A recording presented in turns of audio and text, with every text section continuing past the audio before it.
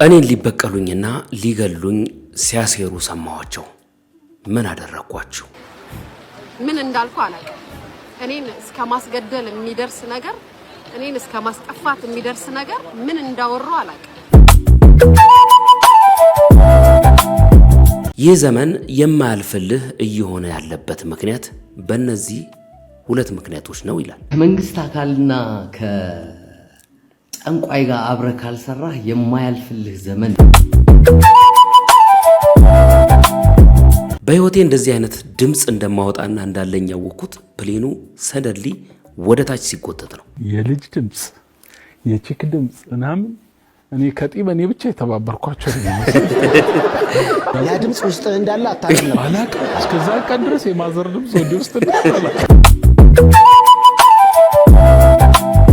ትምህርትን ለልጆቻችን መቼ ነው ማስተማር ያለብን? ከ3 ዓመታቸው ጀምሮ ነው የምሰጠው። ስል ዋት ብላ ደንግጣ ነበረ። ወገን ገበያው ላይ እየበላን ያለነው እንጀራ ወይስ ጎማ? እስቲ አንዳንጥረው።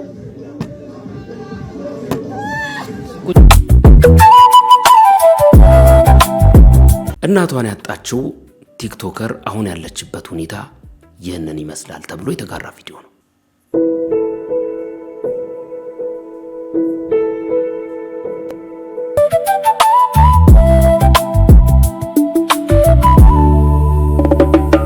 ሰላም ጤና ይስጥልኝ፣ እንደምን አላችሁ? እንደገና በሌላ ቪዲዮ ተመልሼ መጥቻለሁ። አብራችሁኝ ስለምታደርጉት ቆይታ ከልብ አመሰግናችኋለሁ። ለዚህ ቻናል አዲስ ከሆናችሁ ሰብስክራይብ ማድረጋችሁ እንዳይዘነጋ፣ የደወል ምልክቷንም አንድ ጊዜ ብትጫኑ ቶሎ ቶሎ የሚለቀቁ ቪዲዮዎች እንዲደርሷችሁ ታደርጋላችሁ ማለት ነው። እንደተለመደው ቪዲዮውን ስትጀምሩ ላይክ በማድረግ ጀምሩ። ሐሳብና አስተያየታችሁን በሐሳብ መስጫው ሳጥን ውስጥ በነፃነትና በጨዋነት እንደወትሮው ሁሉ አኑሩልኝ። ጥሩ ቆይታ እንዲሆንላችሁ ተመኘ። ብዙ ያልተወራለት ነገር ግን በጣም የሚያመ ነገር አንዱ ልንገር። እናትህ ስትናፍቅ እሱም መቋቋም በጣም ከባድ ነው የሆነች እና ያራዳ ልጅ ነገሮች ሁሉ ቢከብዱ ከሷ ጎን ሆነህ ተጋፈጥ። ናፍቆቱን አትችልም። ይህ ልጅ እንግዲህ ከሰሞኑን ማህበራዊ ሚዲያ ላይ አፈሳን በተመለከተ የተናገረው ቪዲዮ የሰራው ቪዲዮ በጣም ቫይራል ሆኗል። ብዙ ሰዎች ከዚህ ጋር በተያያዘ ያላቸውን ኮምፕሌን ቅሬታ አቅርበውለታል። ምላሽም ሰጥቷቸው ነበረ።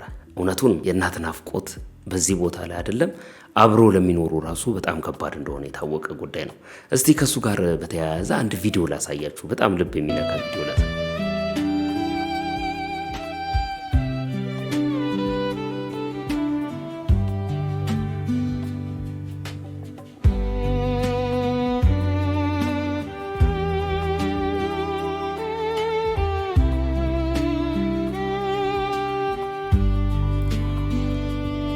እናትህ ናት እንዲህ ልታደርግ የምትችለው። ልጅህም ካንተ የሚፈልገውን ይዞ ይሄዳል። ሚስትህም ለቤቷ የሚያስፈልጋትን ነገር ይዛ ትሄዳለች። እናትህ ብቻ ግን ከጎንህ ትሆናለች እንደማለት ነው። በጣም የሚገርም ቪዲዮ ነው። እንግዲህ ከእናት ጋር በተያያዘ ብዙ ሰዎች የምትሰጡኝን አስተያየት እየተመለከትኩኝ ነው። እናታችሁ በህይወት ያለችላችሁ እግዚአብሔር እድሜና ጤና ይስጥላችሁ። እናታችሁ በህይወት የሌላችሁም እግዚአብሔር በህይወት ካሉ ዘመዶቻችሁ ጋር በፍቅር ያኑራችሁ። መቼም እናትን የሚተካ ምንም አይነት ነገር ስለሌለ ማለት ነው።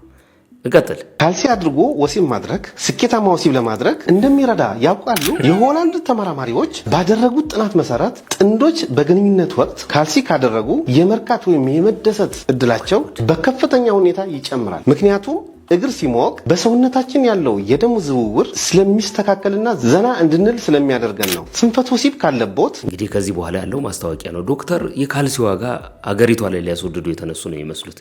የባህል ሕክምና ነው የሚሰሩት። እንግዲህ እንደዚህ በየጊዜው የሚወጡ መረጃዎች ባለፉት ሳምንታቶች ውስጥ ተመልክታችኋል። የተወሰኑ ቪዲዮዎች አምጥቻለሁ እና የሚሰሩ ቪዲዮዎች አንዱ ከአንዱ የሚጣረስ እስከሚመስል ድረስ የተለያየ መረጃ ነው እየወጣ ያለው ማለት ነው። ይሄኛው ደግሞ በጣም የሚያዝናና ነው። ምን ያህል እውነት እንደሆነ እንግዲህ ገብተን ቼክ እናደርጋለን ከዚህ በኋላ። ማለት የማህበራዊ ሚዲያ ላይ የሚጋሩ ቪዲዮዎች እውነትነታቸውን ለማጣራት በትክክል ኤአዩ መልስ ይሰጣቸዋል። አብዛኛውን ነገር ማለት ነው ገብተን ቼክ እናደርገዋለን በደንብ። እስቲ ነገርየው ምን ያህል የተጠና ጥናት ነው፣ ምን ያህል ተሰርቶበታል፣ ምን ያህል የሚታወቅ ነገር አለው፣ ሳይንቲፊካል ነው ወይ ምናምን የሚለውን ነገር ገብተን እናየዋለን ጥናቱ ምን እንደሚል ማለት ነው። እንቀጥል እስቲ። ይሄ ለየት ያለ እንጀራ ነው። በእናትህ እስቲ እንየው፣ እስቲ እዩ። በእናትህ እባካችሁ እያያችሁ ቼክ እያደረግን የእውነት እንጀራ ነው ምንድን ነው ይሄ ነገር? እስቲ እውነት ጎማ ነው? እኔ እንዳየሁት ከሆነ እንጀራ ብቻ ነው። እስቲ ቢጨመርበት ነው ምታውስ ቆይ ጨፈላል እየጨፈለክ ጎማ እንደሆነ መድኃኔዓለም ሌላው እንጀራ እንደዚህ አይሆንም ማለት ነው? እንደዚህ አይሆንም እንዴ? እስቲ አንድ አንጥረው ቁጭ አድርገው እንደ ሰንበር ይሰበሰባል። ሰንበር እስኪ ስጠኝ ወንድም አለ። እኔ በእናታችሁ ምንድን ነው ይወስዳል መንገድ ይመልሳል መንገድ። ስጋውን ቢዱት አሁን ወሬ አታሉ። ይሄ በጣም ከባድ ነው። ስጋው አይነጥርም አይደል? ለዚህኛው ስጋ ማባያ አምጣታ ነው እንዴ ጎማ ነው እንደ ኳስ ነው የሚነጥረው። ወይኔ ምግቡ ላይ ወጣ። አንጥሮሲ ገርሞት እኮ ነው 10 ጊዜ የሚያነጥረው። እውነት በጣም የሚያስገርም ነገር እኮ ነው። ማለት ምንድን ነው እያበሉ ያሉት? እውነት ለመናገር ከጤና ጋር በተያያዘ ሰው ግድ አይሰጠውም ዘንድሮ ገንዘብ ስለሚያተርፈውና ስለሚያስገኝለት ነገር እንጂ ስለናንተ ጤና ማንም ሰው ኪራ አይሰጠውም።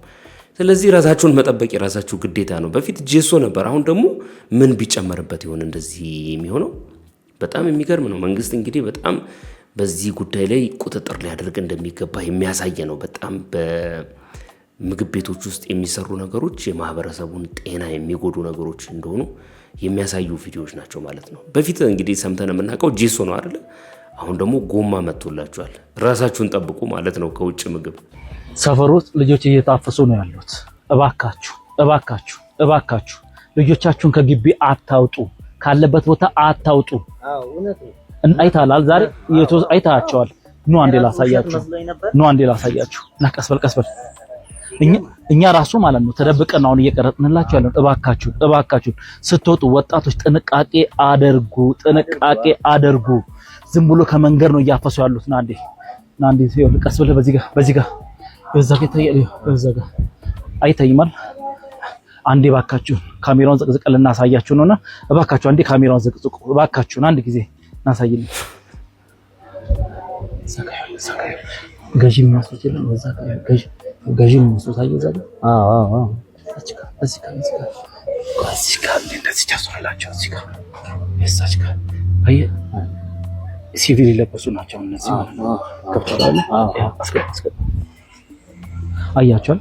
ካሜራው ዘቅዝቃችሁ እያያችሁ ነበር። አያችሁ ዘቅዝቃችሁ። ኧረ በስመ አብ ይደብርባችኋል። በጣም የሚገርም እኮ ነው። ሰው መጫወቻ አድርገውታል ሰሞኑን ማለት ነው። አሁን ምንም የለም። ኮሜንት ሴክሽኑ ላይ ገብቼ ስመለከት ካሜራ ዘቅዝቃችሁ ታያላችሁ። ምን ያህል ጅል እንደሆናችሁ አውቄያለሁ ይላል የሰው ኮሜንት ማለት ነው። በጣም የሚገርም ነገር ነው። ሰዎች ቫይራል ለመሆን እንግዲህ የተለያየ ነገር እየፈጠሩ ሰዎች እንዲያዩላቸውና ክሊክ እንዲያደርጉላቸው ያደርጋሉ። ምንም የሚታይ ነገር የለም። ምንም በሌለበት ነው እንደዚህ አይነት ነገር ያደረገው ማለት ነው። የብዙ ሰው መጫወቻ ሆነናል ዘንድሮ። እንቀጥል እስቲ። ይሄን ተክል በምታገኙበት ጊዜ በእጃችሁ በፍጹም እንዳትነኩት። ምን ያክሎቻችሁ ነው ስለዚህ በየቦታው ስለሚበቅል አደገኛ ስለሆነ ተክል የምታውቁት? ሳይንሳዊ መጣሪያ ስሙ ብሩጋ ማንሲያ ይባላል። ይሄ ተክል በየቦታው ይብቀል እንጂ በጣም አደገኛና መርዛማ የሆነ ተክል ነው።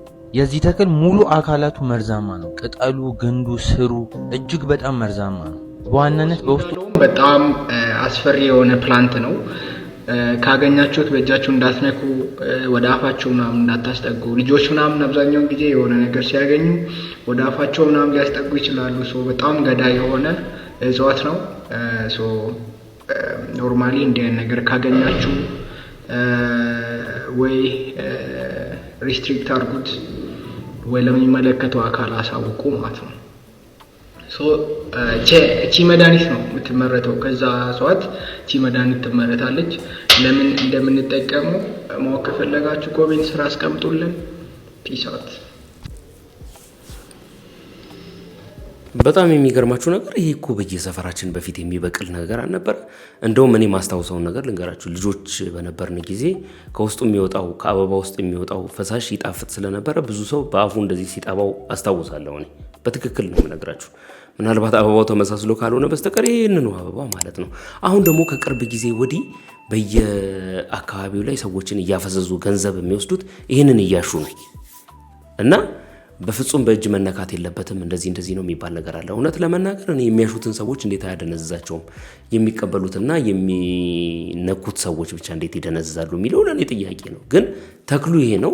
በልጅነታችን የምናውቀው ነገር ዛሬ ላይ እንዴት መርዛማ ሊሆን ቻለ? ወይም ደግሞ ዛሬ ላይ እንዴት በዚህ ደረጃ ሊነገርለት ቻለ ብዬ በጣም ገርሞኛል። እስቲ የምታውቁ ሰዎች አላችሁ ስለዚህ ተክል አሳውቁኝ እስቲ።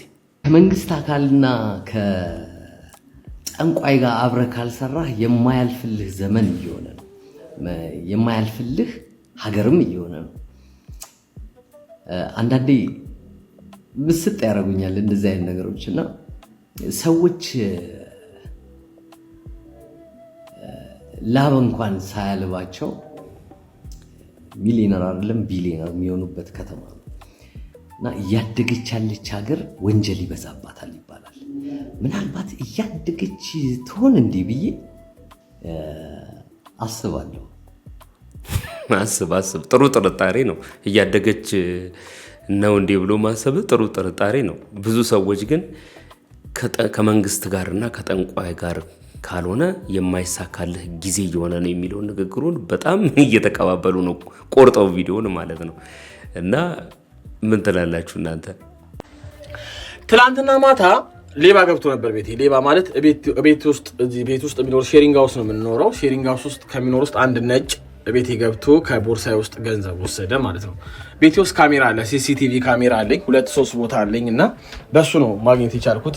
አንድ እንደምትመለከቱት እዚህ ጋር አለ፣ በሁለት ዳይሬክሽን ይቀርጻል፣ አንድ ወደዚህ አንድ ወደዛ እና ደግሞ አንደኛውን ደግሞ ላሳያችሁ፣ አንድ እዚህ ጋር አለኝ ዩሲ ወደ አልጋው ነው የሚቀርጸው እና አሳያችኋለሁ ሪካርድ ያደረኩትን ማለት ነው። እና ይሄ ቪዲዮ ለጥንቃቄ ነው። በጣም ከተለያየ ሀገር ዜጎች ጋር አብራችሁ አንድ ቤት ውስጥ የምትኖሩ ስፔሻሊ ዩኬ አናኗራችን ብዙ ጊዜ ሼሪንግ ሃውስ ስለሆነ ከተለያየ ሀገር ዜጎች ጋር የምኖረው እና ቺፕም ቢሆን ርካሹንም ቢሆን ካሜራ ገዝታችሁ ቤታችሁ ብታስቀምጡ አሪፍ ነው ባይ ነው።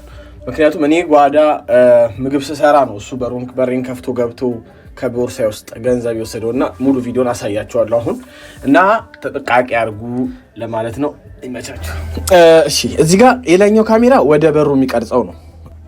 ሁለተኛው መሀል ያለው ደግሞ ትንሽ ወደ ኮሜዲኒ አካባቢ ኮፍያው ያለበት ማለት ነው። ሶስተኛው ደግሞ አልጋይን የሚቀርጸው ነው ማለት ነው። ስለዚህ በሶስት አንግል የተቀረጸው ካሜራው ዩሲ መጀመሪያ ገባ፣ ከዛ በኋላ ኮሜዲኒ አካባቢ የሆነ ሳንቲሞች ምናምን ላለ እሱን ቼክ አደረገ። ከዛ ወደ አልጋይ ነው የሄደው። አልጋይ ላይ ዋሌቴ ነበረ ካያችሁ ብሩን ያወጣል ማለት ነው። መጀመሪያ የሆነ 20 ነው ምናምን ፓውንድ 40 ፓውንድ አወጣ። ከዛ በኋላ እንደ መክተታልና ድጋሚ ደግሞ አጓጓው መሰለኝ ጨመረ እና ያ ካሜራ ብታረጉ ቤት ውስጥ የተሻለ ነው። ያ አፈርኩ ለሱ እግዚአብሔር እና ይሄንን ቪዲዮ እዚህ ዩኬ ወይም ኢሮፕ ላለ ሼሪንግ ሃውስ ውስጥ ስፔሻሊ ለሚኖር ሰው ካለ ላኩለት። ቴንክ ዩ መቻችሁ።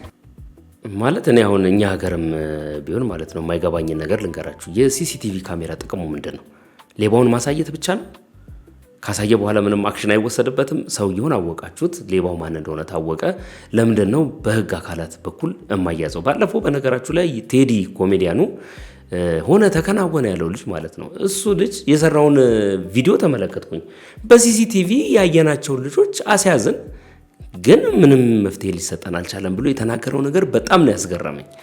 የሲሲቲቪ ካሜራው ጥቅሙ እስካሁን ድረስ እኔ እየገባኝ አይደለም። ማሳየት ብቻ ከሆነ ፎቶ መነሳት ይሻላል፣ አስቀምጦ ከዛ ባለፈ ጥቅም ከሌለው ማለት ነው። እዚህ ጋር ከላይ በምስል የምትመለከቱት ልጅ ናትናኤል ካሳበየነ ይባላል። የአዳማ አካባቢ ልጅ ነው። እኔ ጋራ እዚህ ሐዋሳ ቤኮ ስፔስ ውስጥ በካሸሪነት ተቀጥሮ ይሰራ ነበር። እኔ ጋራ ሲሰራ 1 ወር ከምናምን ቆይቷል። ኦልሞስት 2 ወር ያልሞላ ጊዜ ማለት ነው። እኔ ጋር በሚሰራበት ሰዓት በቃ ልጁን አየሁት። ጥሩ ልጅ ይመስላል። ጥሩ ባህሪ ነበረው እና ስለዚህ በቃ ከካሸሪ ፖዚሽን አንስቼ ሱፐርቪዥን ላይ ያስቀመጥኩትና ብዙ ነገሮችን ኃላፊነት ሰጥቼው ነበረ። ኢቭን አንዳንድ ነገሮች ሲያልቁም ትራንስፈር አድርጎ እንዲገዛ ስልኬን አስቀምጬለት ፓስወርዴን ሁላ ነገር ነው ነበር እና ምንድነው የተፈጠረው? ቅዳሜና እሑድ አዲስ የከፈትንበት ቦታ ላይ ኦፕኒንግ ሴሬሞኒ አዘጋጅተን ነበር እና እሑድ ዕለት ያው እንግዶቻችንን እየተቀበልን ቤታችንን እያስመረቅን የተሳሳቀን የተጫዋወትን ባለበት ሰዓት ያው ሁኔታውን ተጠቅሞ ግርግሩን ተጠቅሞ ማንም ትኩረት እሱ ላይ አለማድረጉን ተጠቅሞ የእጅ ስልኬን ካለበት ቦታ ይዞ ወጣና በዛ ቀን የገቡትን ገንዘቦች በጠቅላላ ከዚህ በፊትም የተቀመጠውን ገንዘብ በጠቅላላ ወደ ራሱ አካውንት በቀጥታ ትራንስፈር አድርጓል። ከዚህ በተጨማሪ ደግሞ በካሽ በዛለት የነበረውን ካሽሪ ላይ የነበረውን ገንዘብ በጠቅላላ ይዞ ሄዷል እና ከስተመሮች የሚያስገቡትንም ገንዘብ ወደ ራሱ አካውንቱን በመስጠት ወደ ራሱ አካውንት እንዲገባ ያደረገ ነበር። በግምት ከ100,000 ብር የሚበልጥ ገንዘብ ይዞብኝ ሄዷል። በጣም በሚገርም ሁኔታ እያንዳንዱ ገንዘቦች ሲገቡ እየጠበቀ ባዶ እስኪሆን ድረስ ወደ ራሱ ትራንስፈር ሲያደርግ ነበር። ቀዳዳ ኪስ ነው ያደረገው፣ ቀዳዳ አካውንት ነው ያደረገው።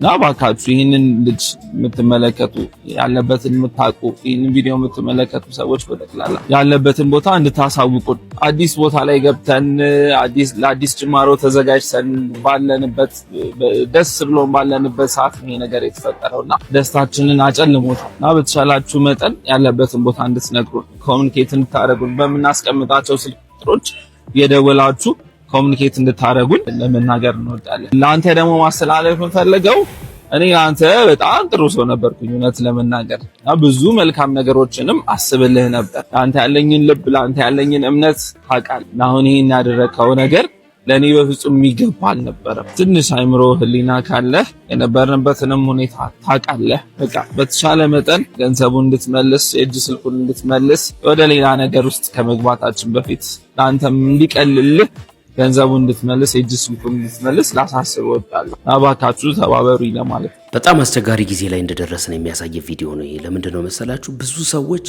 ከሆኑ ጥቂት መንገዶች በኋላ በጣም ሰዎች ላይ ያላችሁ ትረስት ይጨምራል። እውነት ነው፣ እኔም ቢሆን የማደርገው ነገር ነው ይሄንን ነገር እና በዚህ ዘመን ግን ማንንም ማመን እንደሌለባችሁ በጣም ተደጋግሞ በማህበራዊ ሚዲያ ይነገራል።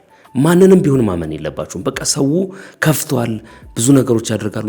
አይነው እንደ ቅርበታችሁ እንደ ሁኔታችሁ ምናምን እንደዚህ አይነት ነገሮች ልታደርጉ ትችላላችሁ። ግን በተለይ ደግሞ እንደዚህ አሁን በስራ ኤንቫይሮንመንት ላይ የምታደርጓቸው ነገሮች እግዚአብሔርን ነው የምላችሁ አንዳንድ ጊዜ እንዳትነሱ አድርገው ይመቷቸዋል። በጣም ነው አሁን ያሳዘነኝ ልጁ አዲስ ቦታ ቀይሮ እየሰራ ባለበት ሁኔታ እንደዚህ አይነት አቅሙን የሚያዳክም ነገር ሲያደርግበት ብዙ ነገሮች ሊያበላሹበት ይችላሉ። ያለንበትን ጊዜ ትረዳላችሁ፣ ያለንበትን ወቅት ታውቃላችሁ እና በጣም ጥንቃቄ የሚያስፈልግበት ጊዜ ላይ ነው ያለነው። ሰዎችን በዚህ ደረጃ ማመኑ ተገቢ ነው ብዬ ነው ያላምንም። በተለይ ደግሞ አብራችሁ ከምትሰሯቸው ሰዎች ጋራ በጣም ሊሚት ያስፈልገዋል እንቅስቃሴያችሁ። በጣም ያሳዝናል። ስለደረሰበት ነገር አዝናለሁ፣ ግን ለሌሎች ማስተማሪያ ይሆናል ብዬ ስላሰብኩኝ ነው። በዛውም ደግሞ የምታውቁት ሰዎች ካላችሁ ልጁን እንድትጠቁሙት ስልክ ስለተቀመጠበት ልትጠቁሙት ትችላላችሁ። አይታወቅም በየትኛው አቅጣጫ ልጁ ሊገኝ እንደሚችል ማለት ነው። በጣም የሚገርም ነው። ስሰማ እንግዲህ በፕሌን መሄድ በጣም ትፈራለህ? በጣም ከባድ ነው። ግን ደግሞ ትመላለሳለህ። ግድ ሲሆን ነው። ለምን ነው የምትፈራው በፕሌን መሄድ? እኔ እንጃ፣ ያው ፎቢያ ሁሉም ሰው አለው አይደል? የኔ አቲቲዩድ ነው። ወደ ላይ ከፍ ሲል ፈራለሁ በጣም። ግን የደረሰበት እንደ መፍራት አሁን ገጥሞኛል። ኧረ ተው። እና በኢጣሊያ ከጄኔቫ እንሄድ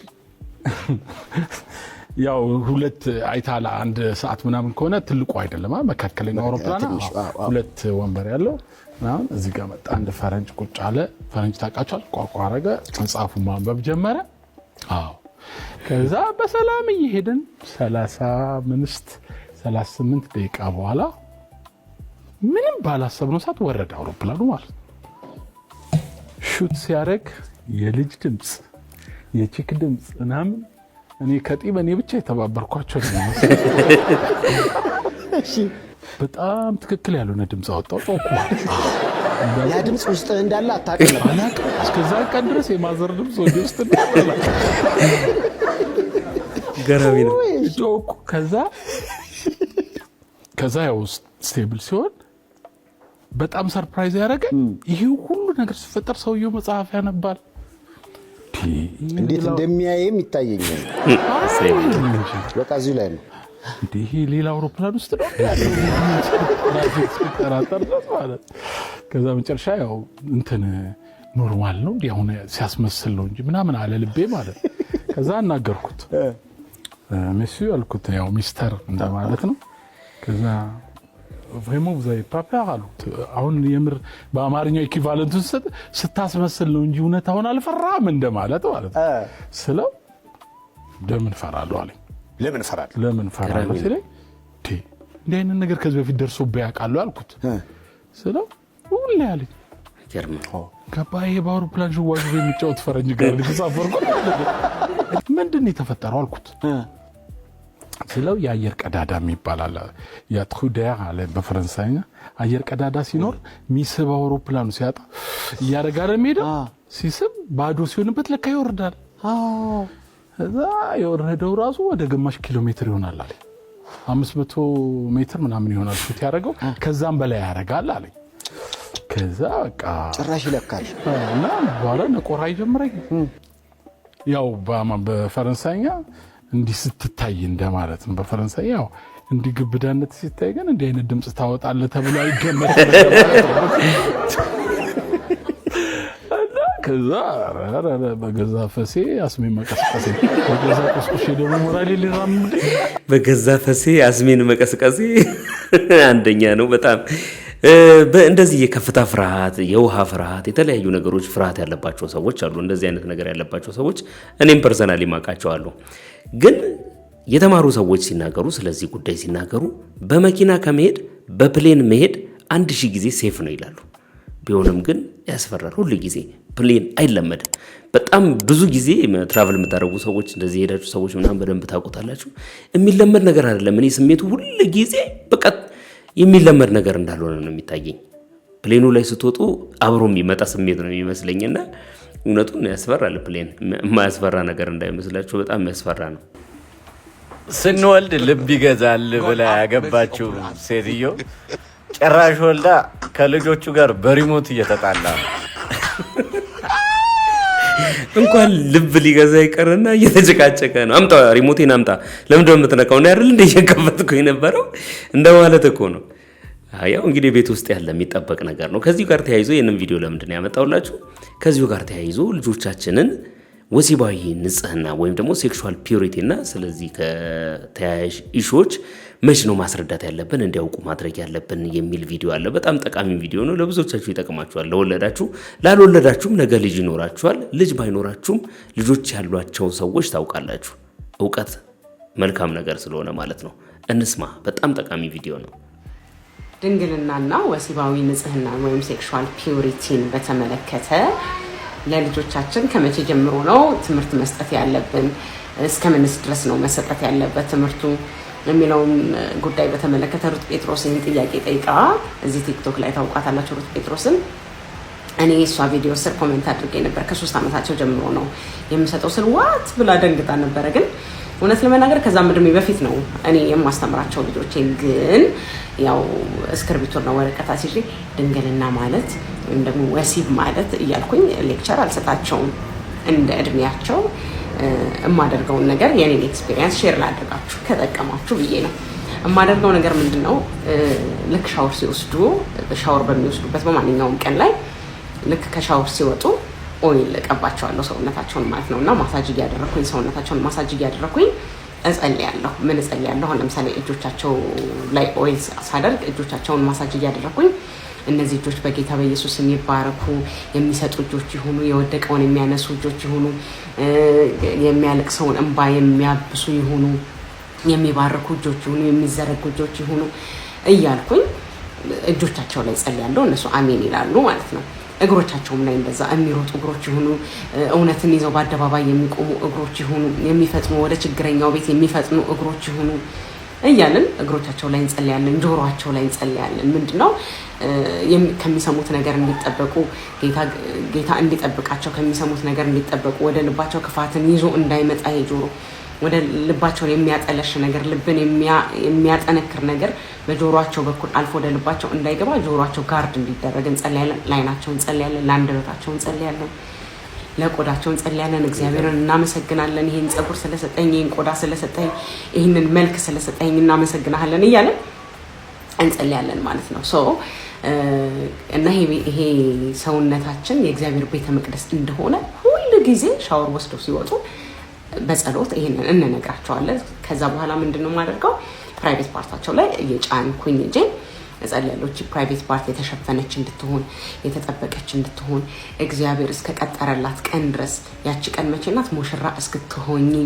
ቬሎሽን እስክትለብሺ። ሶስቱም የኔ ልጆች ሴቶች ናቸውና ያንን እንትን ሰጣቸዋለሁ፣ ያንን ፒክቸር ሰጣቸዋለሁ። ቬሎሽን ለብሰሽ እግዚአብሔርን አመስግነን እናታችሁ መርቃችሁ አባታችሁ መርቋችሁ ቤተሰብ ደስ ብሎት በእናንተ ቤተክርስቲያን ደስ ብሏት በእናንተ ስለእናንተ እግዚአብሔርን አመስግነን ሚስት እስከምትሆኑበት ቀን ድረስ የተጠበቀች እንድትሆን የተጋረደች እንድትሆን በጌታ በኢየሱስ ስም እያለን እየከለልን እንጸልያለን። አሜን ይላሉ። ስለዚህ በዚህ ውስጥ ምንን ይማራሉ? ከምናየው እንድንጠበቅ ከምንሰማው እንድንጠበቅ ልባችን እንዳይበላሽ በምናየውና በምንሰማው ነገር ልባችን እንዳይበላሽ። ከዛ ደግሞ ያቺ ፓርት ደግሞ የምትነካ እንዳልሆነች ጡታቸው ላይ እጸልያለሁ፣ መቀመጫቸው ላይ እጸልያለሁ። ሁሉም ነገር ላይ ነው የምንጸልየው እና እስከ መቼ ቀን ድረስ የተጠበቀች እንደምትሆን እየለመዱ ይመጣሉ።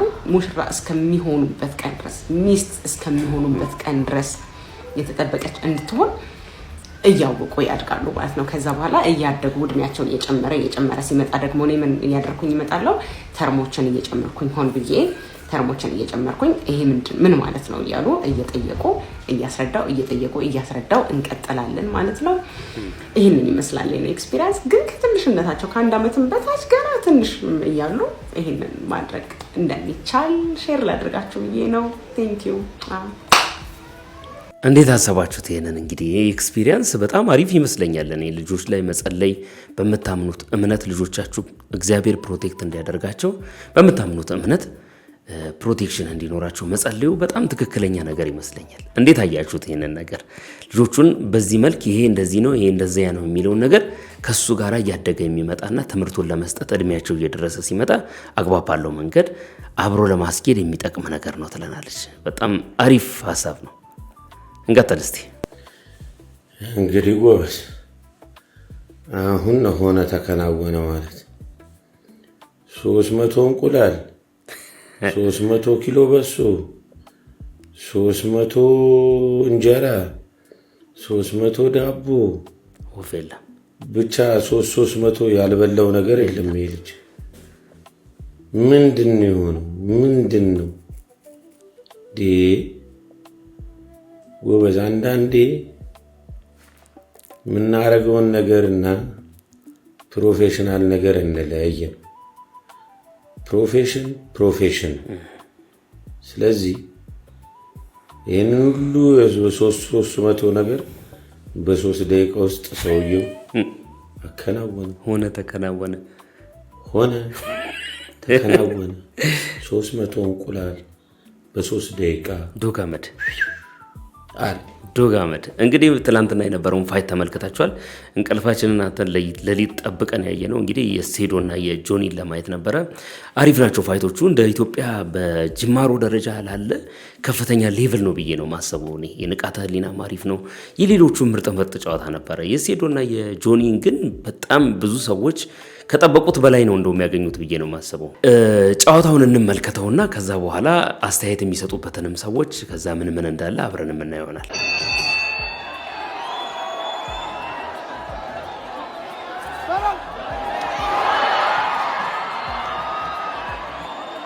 በጣም ነው የቀጠቀጠው ባይዘወይ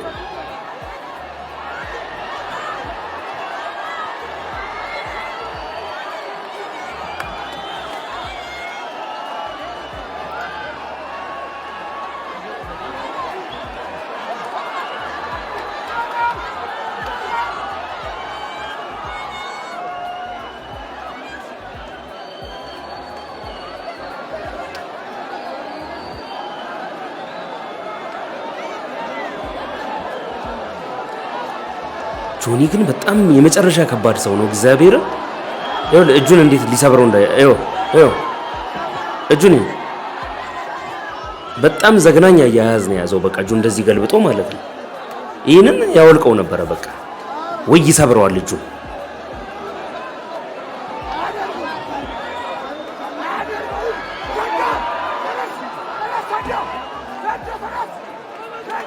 በቃ ነፍሱን ያዘው። በፍጹም ሊለቀው አልቻለም። በቃ በጣም ገራሚ የሆነ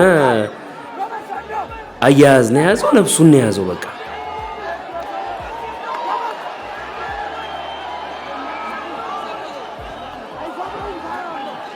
አይሰብሮም ታየዋለህ።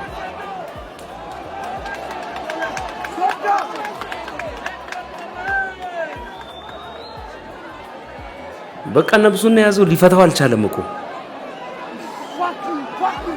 ደህና አድርጎ ነው የቀጠቀጠው። ያው በቃ ያዘ።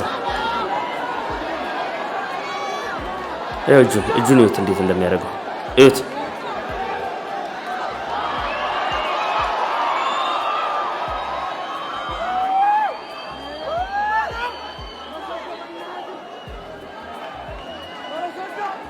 ነፍሱን ነው የያዘው። ይኸው እጁን እንዴት እንደሚሰብረው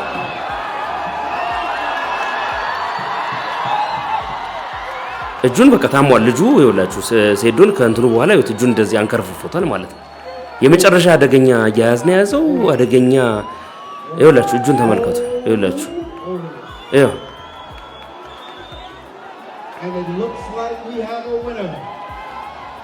በጣም የሚገርም ጨዋታ ነበረ። በቃ ማለት አጭር ብትሆንም ግን ደግሞ በጣም ኢንተረስቲንግ ነበረ። ከውድድሩ በኋላ ጆኒ እንመልከተው። ጋይስ ጆኒ አሸንፏል፣ ቃሉን ተግብሯል። ትላንት አሁን ይሄንን ፋይት ካላሸነፍኩኝ ፋይት አቆማለሁ ብለኝ ነበር። ጆኒ ምን ይመስላል ስሜት? ነግራችኋለሁ፣ የጁጂትሱ ፓወር ይሄ ነው። 3 ሳምንት ብቻ ነው ትሬን ያደረኩት። ወንድማችን ሴዶ አይ ስዌር ቱ ጋድ አም ፕራውድ ኦፍ ዩ ፎር ዱይንግ ዲስ። ሲሪየስሊ ወስደህ ውጭ ሀገር ሄደህ ኢንቨስት አድርገህ ትሬን አድርገሃል። አልስቅም፣ ትሬን አድርገሃል።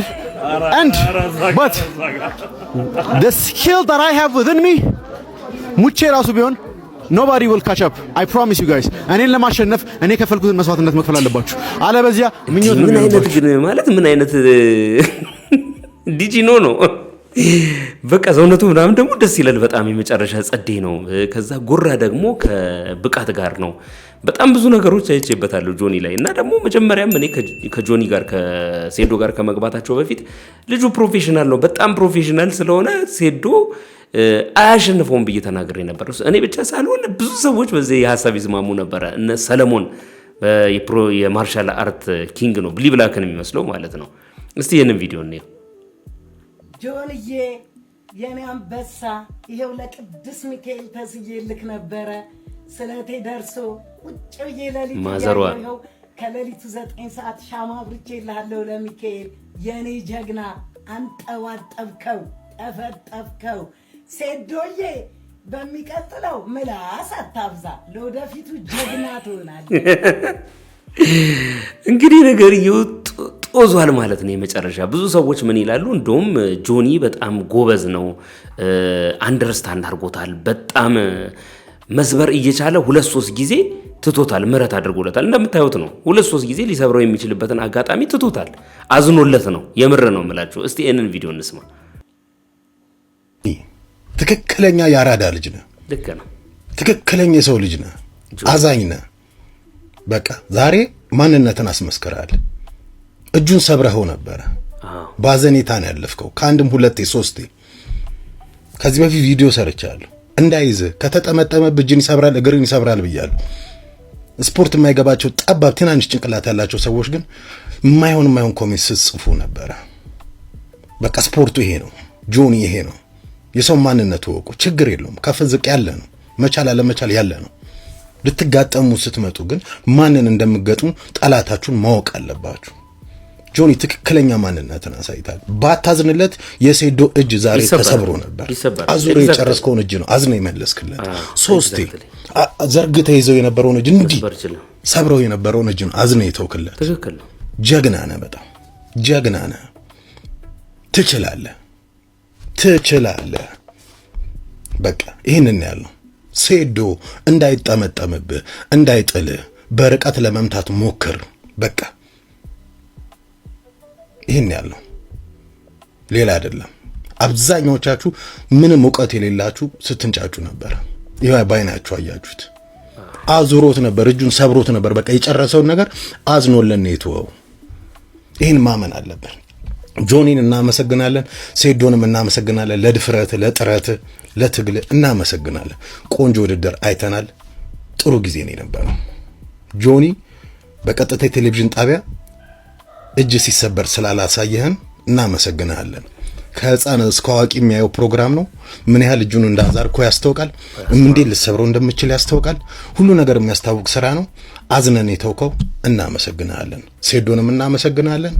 ይመቻችሁ። ጆኒ በትክክል አዝኖ ነው የተው። እግዚአብሔርን ነው የምላችሁ። በቃ ኦልሬዲ እኮ ተሰብሯል። አያያዙ እንዴት ይዘገንናል። እንደዚህ እጁን ወደ ኋላ ዙሮ ታይታችሁታል አይደለ? የመጨረሻ ዘግናኝ አያያዝ ነው የያዘው። በቃ እኔ ከመች ሰበረው፣ በቃ ዱቄት አደረገው ይሄን ልጅ እያልኩኝ ድንገት አቆመና ከዛ ምረት አድርጎለት ነው በነገራችን ላይ እንጂ ከዚህ በላይ ሊያደርግ እንደሚችል ብዙ ማሳያዎች ነበሩ። አንድ ዳኛውን ያመሰገነ ልጅ አለ። ዳኛው ባስቆም ኖሩ ብሎ እስቲ እሱን ቪዲዮ እንመልከተው። ጋይስ ባጭሩ የመጣሁትኝ የነሴዶን ዳኛ ለማመስገን ነው። ዳኛው ጨዋታውን ባያስቆመው ኖሮ ዛሬ ሴዶ እጁ ተሰብሮ ቤቱ ይገባ ነበር። እመኑኝ በጣም በቃ የማይሆን አያያዝ ይዞት ነበር። እንኳን ደስ አለ። ለማንኛውም ጆኒ ሴዶ አይዞን፣ ያው የኢንዶሚንን ቦታ ተክታል። የተሻለ ቀን ይመጣል።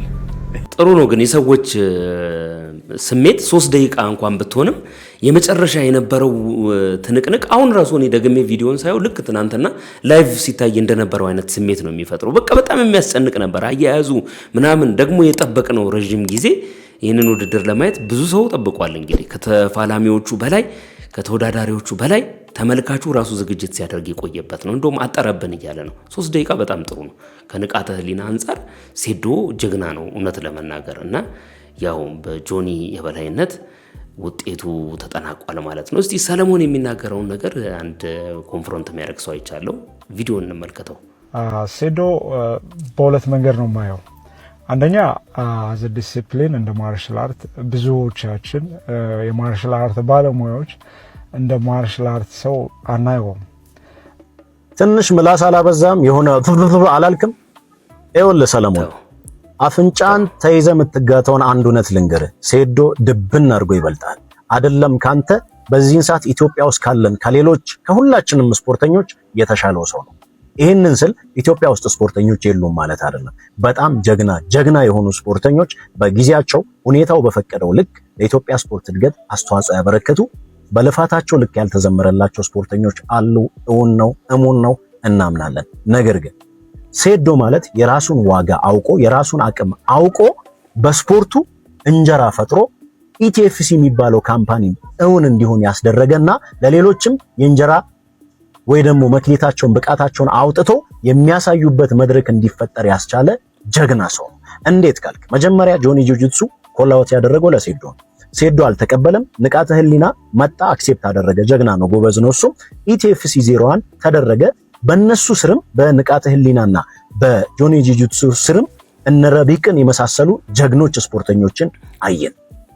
ያ መድረክ ባይፈጠር ኖሮ እነረቢቅን የመሳሰሉ ጀግኖች ስፖርተኞችን ሌሎችን ቦክሰኞችን ባላየን ነበር። በምን ሴዶ በመሰዳደብ በጀመረው ማለት ነው። ሁለተኛ ላይ ደግሞ የካምፓኒው ባለቤቶች እነጌታቸው ኢቲኤፍሲ 02 ላይ ሴዶን ይዘው ቢቀርቡ በደንብ ትኩረት መሳብ እንደሚችሉና ስፖርቱ እንደሚያድግ ብዙ ገንዘብ እንደሚሰራበት ከዛ በኋላ በገንዘቡ ደግሞ ስፖርቱን በዘላቂነት ማሳደግ እንደሚችሉ ስለገባቸው ሴዶ ባስቀመጠው ቅድመ ሁኔታ ተቀብለው አስፈረሙት። ምንም እንኳን በነፃ ብለው ቢሰክሱንም እሺ ይሁን፣ እሱ በነፃ ይሁን። ውድድሩ ከመደረጉ በፊት ደግሞ ይሄው በጣም ብዙ ማስታወቂያዎችን እየሰራ ከራሱ ከቤተሰቡ አልፎ ለሌሎችም የሥራ ዕድል እየፈጠረ ያለ ጀግና ሰው። እኛ የምናውቀው ማርሻል አርት ይኸውልህ አንተ እንደምትለው በባዶ ኪስ በባዶ ሆድ መወጠርን ሳይሆን ዲሲፕሊን እያሉ የራስን እምቅ ኃይል የራስን እምቅ ችሎታ መክሊት ተረድቶ በዛ ሰርቶ ራስንም ቀይሮ ሌሎችንም ለመቀየር ምክንያት የሚሆንን ማርሻል አርት ነው። ራሳችንን ፈልገን እንድናገኝ የሚያደርግን የማርሻል አርት ዲሲፕሊን ነው እኛ የምናውቀው። ሴዶ ደግሞ ያንን አድርጓል። የኔ ዋጋ ይሄ ነው አለ። እየተሰደበም ቢሆን ዋጋውን አስከበረ።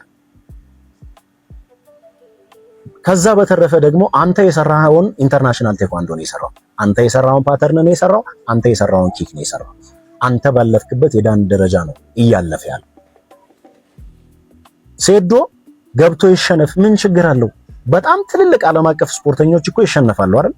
ግን ይኸውልህ ሴዶ ገብቶ ተሸንፎ ሰው ለስፖርቱ ግንዛቤ ኖሮት ከዛ በኋላ ጀግና ስፖርቶችን ኢቲኤፍሲ 0304 እያለ ይዞ ይወጣል። ምናልባት አሁን ሴዶ ለዚህ ውድድር ባይገባ ኖሮ ኢቲኤፍሲ 02 ባልተደረገ ነበር። ሌላ በሴዶ ልክ ትኩረት የሚስብና ሚዲያውን የሚያንጫጫ ሰው እስኪመጣ ድረስ እነጌታቸው ለዛ ነው ለፍተው እሱ ባለው ያስገቡት። ሴዶ በጣም ጀግና ሰው ይበልጣል። በነገራችን ላይ ህይወቱን እየቀየረ ነው።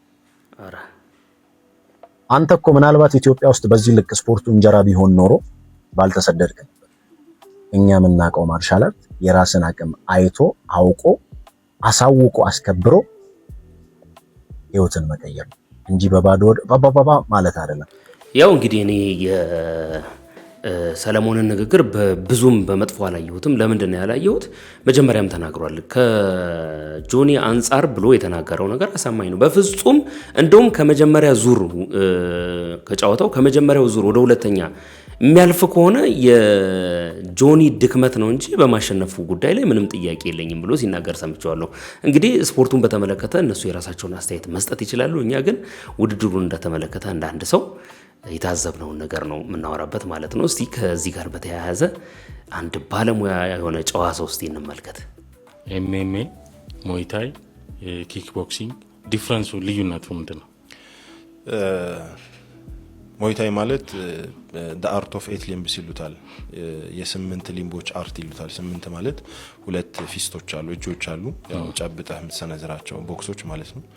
የክንድ 2 ክንዶች አሉ፣ 2 ጉልበት አለ፣ 2 እግር አለ። እነዚህ 8ቱን ተጠቅመህ ነው የምትሰነዝረው። ከዛ ያው ክሊንቺንግ የሚባል አለ። ሰውየውን በእጅህ ይዘህ ወደ መሬት መጣል፣ በኤልቦ መምታት ምናምን ቴክኒኮች አሉት። ያው መሬት ላይ መጣል ምናምኖችም አሉት። ራሱ አፕግሬድ ሲሆን ደግሞ ሞይ ወራን የሚባል አለው። ቴስታም ጭምር ያለው ምናምን አለ ራሱ ማለት ነው። ዘጠነኛ ጠንከር ይላል። ሞይታ የሚባለው እሱ ነው። ኪክ ቦክስ የሚባለው የሞይታ አይነት ሆኖ ሞር ፉት ወርክ አለው፣ ግን ኤልቦ የለውም፣ ክሊንቺንግ የለውም፣ መጣል ምናምን የለውም። ጀስት በእግር በእጅና በጉልበት የምትጫወተው ጨዋታ ነው። ኤምኤምኤ የምንለው የዚህ ሁሉ ነገር ኮምቢኔሽን ነው። ሚክስድ ነው። ስሙም ሚክስድ ማርሻል አርት ነው የሚለው። ሚክስድ ማርሻል አርት ማለት የማርሻል አርቶች ወይም አጠቃላይ ይሄ ማርሻል አርት የሚባሉት ድብልቅ አንድ መድረክ ላይ ተገናኝቶ ፋይት የሚያደርጉበት መድረክ ማለት ነው። ራሱን የቻለ አርት አይደለም። ሚክስድ ማርሻል አርት የምትለው የውህደት ነው። የተለያዩ እንትኖች የስፖርት አይነቶች ውህደት ነውና ቦክስ ሰርተ ኤምኤምኤ ቦክስ ብቻ ሰርተ ኤምኤምኤ ገብተህ መወዳደር ትችላለህ፣ ያዋጣኛል ካልክ ማለት ነው። ጂጂትሱ ብቻ ሰርተ ልትገባ ትችላለህ። ሞይታይ ብቻ ሰርተ ልትገባ ትችላለህ። ሞንተን እንሰራለን። ጂጂትሱ ካይንድ ኦፍ ግራፕሊንግ ነው። ግራፕሊንግ በሞይታይ አይቻልም። እንዴት? ለምሳሌ ይዘህ ማፈን ምናምን አትችልም። ማፈን አይቻልም፣ ግን መያዝ ትችላለህ። ይዘኸው መምታት ትችላለህ። ይዘኸው መጣል ትችላለህ። ያው ስትለው ግን መጥለፍ ሳይሆን አሁን ሞይታይ ላይ ልዩነቱ ምንድነው? መጥለፍ አይደለም። ቆርጠህ ወይም ሰብረህ እንደዚህ ጠርበህ ነው የምትጥለው። ስዊፕ ማድረግ ነው እንጂ መጥለፍ የለውም። መሳብ ምናምን ሳይሆን መምታት ነው። ስትመታው ነው የሚወርቀው። ሶ ሞር አግሬሲቭ ነው። ግራፕሊንግ ላይ መጥለፍ፣ መሳብ፣ መጎተት እንትን ቼን ነገር አለው እና ሶ ጂጂትሱ ደግሞ ሲሆን ሰብሚሽኖች አሉት። መሬት ላይ ከጣለህ በኋላ አሁን ሬስሊንግ ላይ ወይም ግራፕሊንግ ላይ መሬት ላይ ጥለሃል፣ ፒን ነው የሚያደርገው። በቃ እንዳትነሳ ፒን ብቻ ነው የሚያደርገው። ጂጂትሱ ላይ ግን ሲሆን መስበር አለው፣ መቆለፍ አለው፣ ማስተኛት አለው፣ መምታት አለው፣ ማፈን አለው፣ ኤቭሪ መግደል ተጠቀማል። ሁሉም መግደል ሁሉም ላይ ይኖረዋል። መግደል አለው። ከተገናኘ ስትፈርም እስከ መግደል ነው። አዎ ለሚፈጠረው ነገር ሁሉ በራስ ፍቃድ ነው የገባሁት፣ ኃላፊነት ወስዳለሁ ብለህ ዘግናኝ ነው የምገባው። መስበር ማፈን እንላለን እኛ። ነገርየው መግደል ሁሉ አለው። ፊርማ ሲፈረም እስከዛ ድረስ ነው አለ። እንግዲህ ባለሙያ በጣም የሚገርም ነገር ነው። እግዚአብሔር አትርፎታል። ሴዶ እንግዲህ ሊያመሰግን ይገባል ማለት ነው። አሁን እንግዲህ ተጠባቂው ጨዋታ ከዚህ በኋላ እኔ ማየት የምፈልገው በግል የቢኒያም ሽብሬን ነው። በጣም ጨዋ ነው፣ ዲሲፕሊን ነው፣ ሲናገር አይቼዋለሁ። የሱና የማስተር ሀገረ ሰላምን በጣም ማየት የምፈልገው ነው። ከትላንትናው ከነ ጆኒ እና ሴዶ በላይ ፕሮፌሽናሊዝም ይታይበታል ብዬ የማስበው ድንቅ ጨዋታ ነው። እስቲ ቢኒያም ሽብሬ አንድ ቪዲዮ ነን።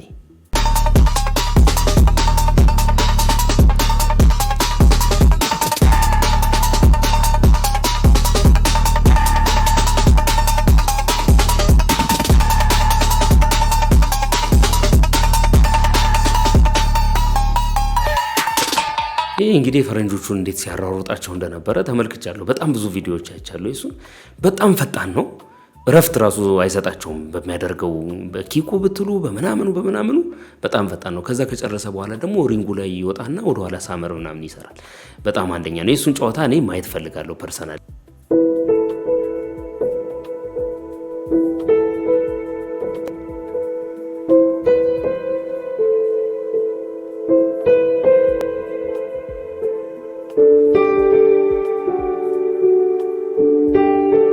እንግዲህ ይሄ ቪዲዮ ተጋርቷል። ሀና አሁን ያለችበት ሁኔታ ቆማ እንኳን እናቷን መቅበር አልቻለችም። ጸጸት አእምሮዋን አስቷታል። ስታሳዝን ይላል። አንዳንድ ሰዎች ደግሞ ስመለከት ይሄ ቀድሞ የነበረ ቪዲዮ ነው ይላሉ። ዋቴቨር ኢትዝ ሰሞኑን ማህበራዊ ሚዲያ ላይ ብዙ በዚህ ጉዳይ ላይ የሚነገሩ ነገሮች አሉ። የእናትየው አስከሬን ዛሬ ወደ ኢትዮጵያ ይገባል አይ ቲንክ እና ከዚህ ጋር በተያያዘ ሊያሾም የተናገረችው ነገር አለ። እኔን ለማስገደል እኔን መቀመቅ ለመጨመር የሚያደርጉት ነገር አለ ብላ ያወራችዋል። እሱን መጀመሪያ ስለ እናትየው እንስማና እንመለስ። በዋሽንግተን ዲሲ በድንገተኛ ህልፈት የተለዩን የታዋቂዋ የቲክቶከር እናት የወይዘሮ ደንቤቺ ሶርጋጋ አስከሬን ወደ ኢትዮጵያ ሊገባ ነው።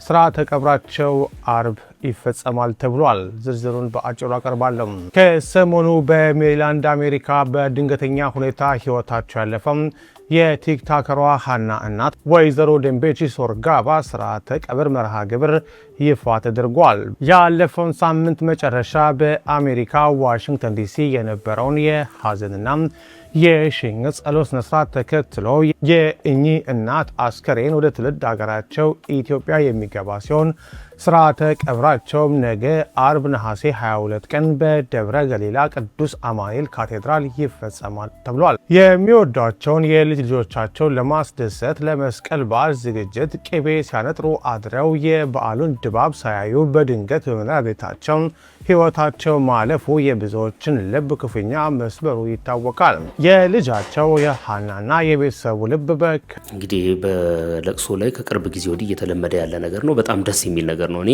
ፈጽሞ ባይቀረጽ ባይ ነኝ። ከተቀረጸ ደግሞ የተፈቀደለት ሰው ብቻ ቢቀርጽ ጥሩ ነው። ምክንያቱም የሰዎች ለቅሶ ከውስጡ የሚወጡት የተዝረከረኩ ቪዲዮዎች የብዙ ሰዎችን ህይወት እየረበሹ ስለሆነ ማለት ነው። እስቲ ሊያሾ የምትናገረው እንስማ። እንዴት መገደል እንዳለብኝ፣ እንዴት መጠቃት እንዳለብኝ፣ እንዴት ማድረግ እንዳለባቸው እኔን ካልተበቀሉ ሰላም እንደማያገኙና እንቅልፍ እንደማይወስዳቸው እየሰሩ ያሉ ሰዎች ከአንደበታቸው ወጥቶ ሲናገሩ ኢትዮጵያ ካለ ሰው ጋር ስልክ እያወሩ ኡኡ ሲሉ እዛው የተቀመጠ ሰው ሪከርድ አድርጎ ወደ እኔ ልኮልኛል። እኔ ደግሞ ለሚመለከተው ሰው ልኬያለሁ። አላቅ እኔ ምን እንደተናገርኩ አላቅ፣ ምን እንዳልኩ አላቅ። እኔን እስከ ማስገደል የሚደርስ ነገር፣ እኔን እስከ ማስጠፋት የሚደርስ ነገር ምን እንዳወራው አላቅ። መበቀልና ማድረግ የምትችሉት ነገር ካለ እዛው አጠገብ ያላችሁ ለምን አላረጋችሁም? እኔማ እንደ ኢትዮጵያዊ ነበር የተናገርኩት።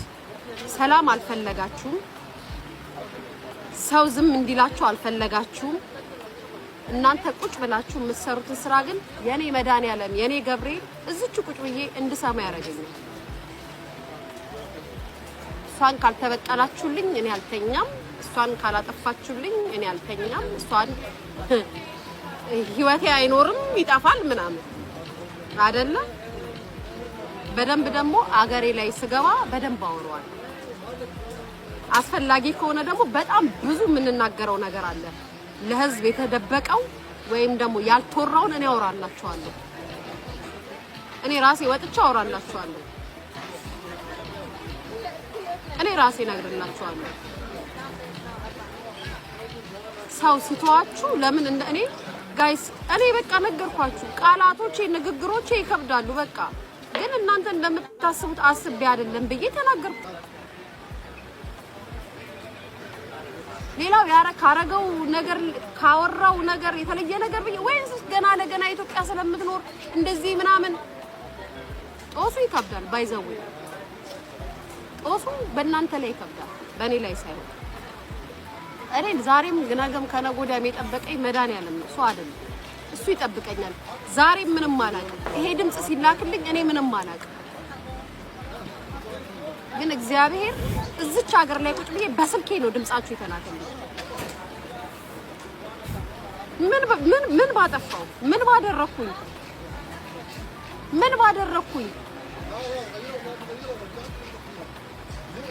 ምን ስላደረኩኝ ማለት ነው? ህሊና ይኑራችሁ፣ ኧረ ህሊና ይኑራችሁ። በስመ አብ ወወልድ ወመንፈስ ቅዱስ። ኧረ ህሊና ይኑራችሁ እናንተ እንዴ!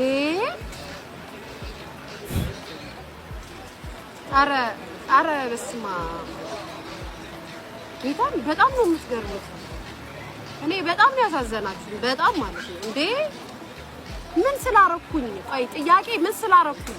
ምን ስላልኩኝ? ምን ስላልኩኝ? ጋይስ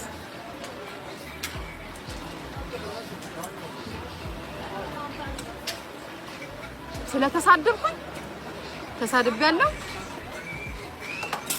ውሸት ተናግሬያለሁ፣ ያልሆነ ነገር አውርቻለሁ። ምን ስላረኩ ነው እኔ ላይ በቀል የተፈለገው? ምን ስላረኩ ነው እኔን ለመጉዳት ሴራ የምትሰሩት?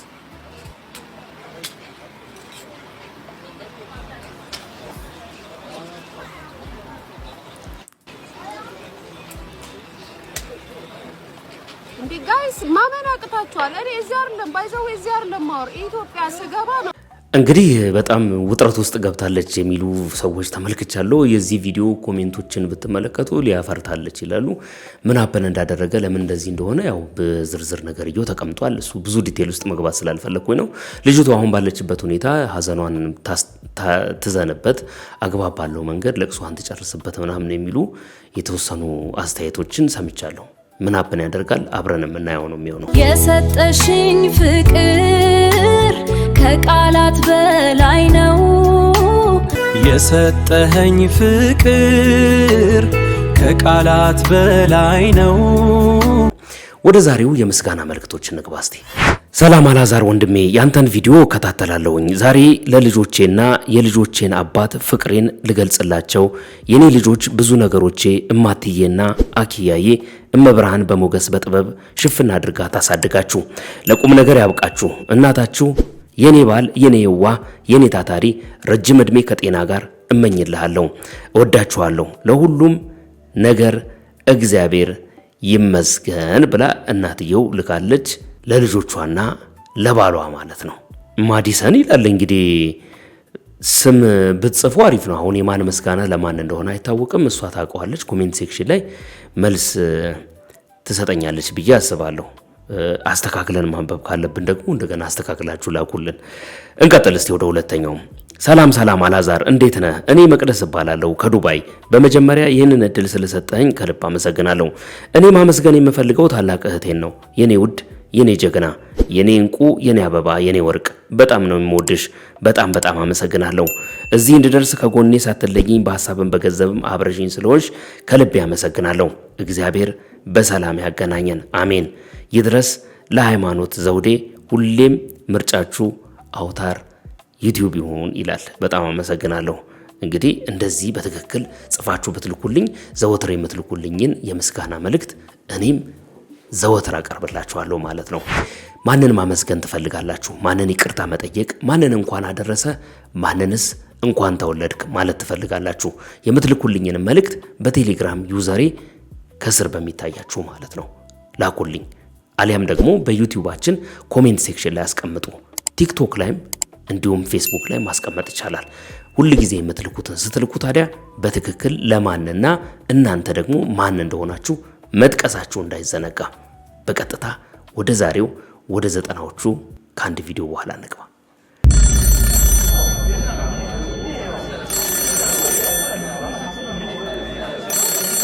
ሄሎ ጊዜ ነኝ። ላስታውስህ ብዬ ነው። ዛሬ አባከንከኝ፣ ነገም ታባክነኛለህ። ሳትጀምሮ ያሳለፍከው ህልም፣ ሳታደርገው የቀረው ውሳኔ፣ ሁሉንም ሂሳብ እየመዘገብኩ ነው። የሰው ልጅ ትልቁ ቅዠት ጊዜ አለኝ ብሎ ማሰቡ ነው። ጊዜ የለህም ኬኔዲ። አሁን ስልኩን ዘግተህ ወደ ስራ ካልተመለስክ በሚቀጥለው ጥሪ የምነግርህ ጊዜ አልቋል ብሎ ብቻ ይሆናል።